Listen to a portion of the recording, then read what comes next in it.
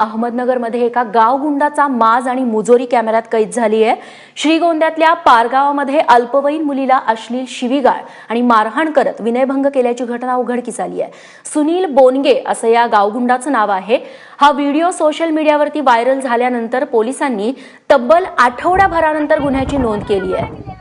पांडुरंग रायकर आमचे प्रतिनिधी आपल्याला अधिक माहिती देतील। पांडुरंग, अजूनही या लोकांवरती कोणतीही कारवाई झालेली नाही अशी माहिती मिळते।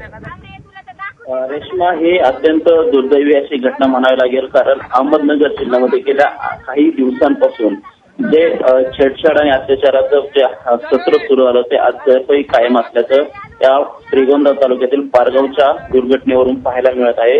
आपण जो आता हा व्हिडिओ पाहत आहे, या व्हिडिओमध्ये हा जो पुरुष आहे तर हा पुरुष त्या पीडित मुलीच्या अल्पवयीन मुलगी आहे तिच्या घरी येऊन अक्षरशः तिच्या पालकांसमोर तिला शिवीगाळ करतोय, अश्लील शिवीगाळ केलेली आहे। तिला मारून तिला धमकी देऊन खाली ढकलून देण्यात आलेला आहे आणि हा अत्यंत म्हणजे सायंकाळी हा प्रकार घडलेला आहे। तब्बल आठवड्यानंतर या संदर्भामध्ये श्रीगोंदा पोलीस ठाण्यामध्ये गुन्हा दाखल करण्यात आलेला आहे।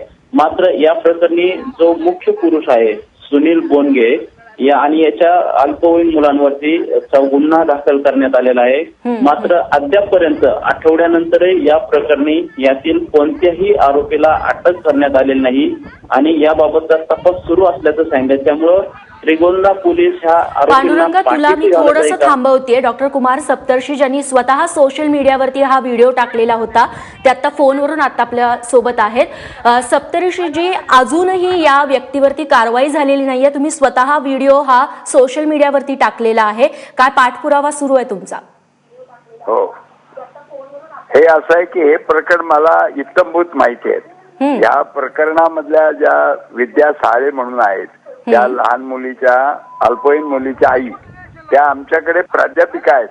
बरं, आमचं म्हणजे खेडनगर म्हणजे श्रीगोंद्यापासून जवळच आहे, कर्जत तालुक्यामध्ये खेडनगर नाव गाव आहे, तिथे राष्ट्रपिता महात्मा गांधी विद्यालय त्याच्यामध्ये आहे। ती नवऱ्यापासून फारकत झालेली त्यांची आणि अशा वेळेला हे घर इथून हाकललं तर जमीन दाबता येईल आपल्याला, म्हणून यांना त्रास देतात सारखे। त्यांचे म्हातारे आई वडील तिथे शेती करतात, शेती आहे ती ते सैनिक म्हणून मिळालेली आहे त्यांना पूर्वीची। तर यांना ते वाट अडवणे याच्यामध्ये 4 गुन्हे त्यांनी वाट अडवली, त्यांना जाऊ देत नव्हते। दुसरा अल्पवयीन मुलीला हे करणं त्याचा जो गंभीर कायदा आहे त्याप्रमाणे त्याच्यावर झाली। तो बाप आहे आणि तो मुलगा तिच्या वर्गातला आहे, तो मुलगा तिला 1 वर्षभर त्रास देतोय। तर अल्पवयीन मुलीचा हा विषय। तिसरा मारामारीचा आहे आणि हा जो कोण आहे श्रीगोंद्याचा पोलीस त्याला घरी बसवायला पाहिजे, सस्पेंड करायला पाहिजे। त्यांनी तो 21 तारखेला झालेला गुन्हा अदखल पात्र केला आणि त्याला काय नाही सोडून दिला आणि तो त्या व्हिडिओत म्हणतोय, आणखीन बरेच व्हिडिओ आहे, अरे मी पैसे देऊन सुटेल पोलिसाकडनं, तुम्ही काय करायचं करा असं।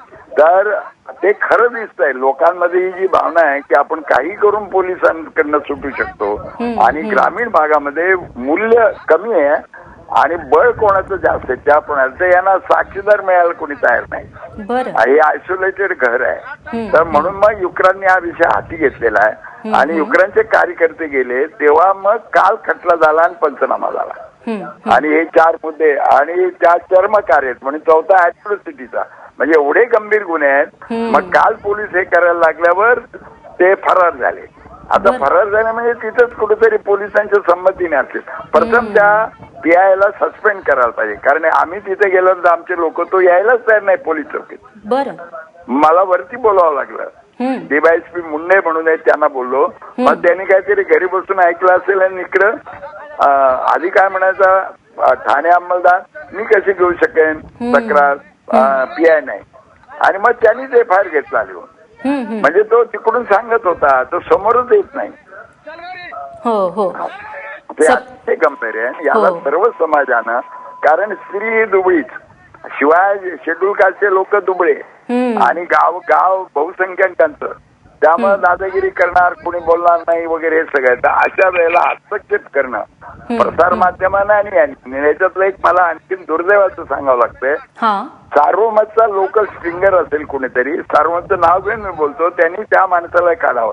तो यांना येऊन सल्ला देत होता ते फार बलवान आहे, तुम्ही कशाला नादी लागता, घरे पेटवतील तुमचं, आणि काय हो ते तुम्ही उचकवलं नसतं तर ते एवढ्या अंगावर आले नसते. निश्चित. हे काय म्हणत होत्या स्त्रिया की तो बघून घेईन रात्री अमुक करेन तर जा बघू आम्हाला काही गावात पोलीस बिलीस आहेत. निश्चित सप्तर्षीजी, तुमच्या पाठपुराव्यानंतर किमान आठवड्याभरानंतर गुन्हा दाखल झालेला आहे आणि तुमच्याच पाठपुराव्याने आता या गुन्हेगारांना अटक देखील होईल अशी आशा करूयात. खूप खूप धन्यवाद, तुम्ही ही सविस्तर भूमिका एबीपी माझा समोर मांडली त्याबद्दल.